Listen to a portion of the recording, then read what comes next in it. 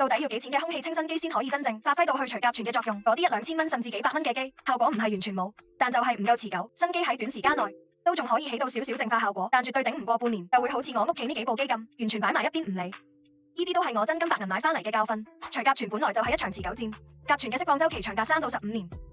所以揀一部專業級嘅空氣清新機，一部就搞掂晒各種裝修污染，一勞永逸。主打就係為新屋除甲醛。專業級空氣清新機嘅過濾結構一定係塔式設計，上面出風，底部入風，空氣經過濾網層層過濾，吹出嚟嘅空氣都非常乾淨。部機密封性做得好，單次淨化效率都會提高，而且空氣清新機嘅核心就係濾網，濾網用料足，過濾效果自然唔會差。呢部機一共有2層濾網，頂層嘅活性炭濾網足足有5K 之重，唔單止可以分解甲醛，仲可以高效淨化苯同 TVOC 呢啲容易被忽略嘅裝修污染。濾網裡面全部都係活性炭物料，用料相當紮實，可以長效淨化18個月。中間嘅風機用嘅係德國意式風機，風力大，噪音細，仲可以10年保養。底層亦11級嘅 HEPA 濾網，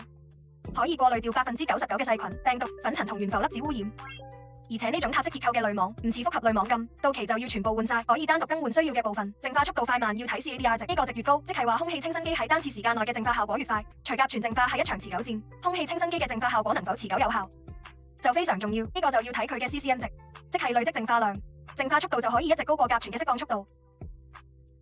令室內嘅甲醛控制喺安全值以內。呢部 AI370嘅 CADR 同 CCM 值都非常高，甲醛 CADR 達到每小時375立方米。TVOC CADR 每小時325立方米，懸浮粒子嘅 CADR 每小時311立方米，而甲醛嘅 CCM 就超過2萬毫克，遠超國際標準13倍。操作方面，機身配備咗一個5寸嘅觸控螢幕，可以即時睇到室內外嘅溫度、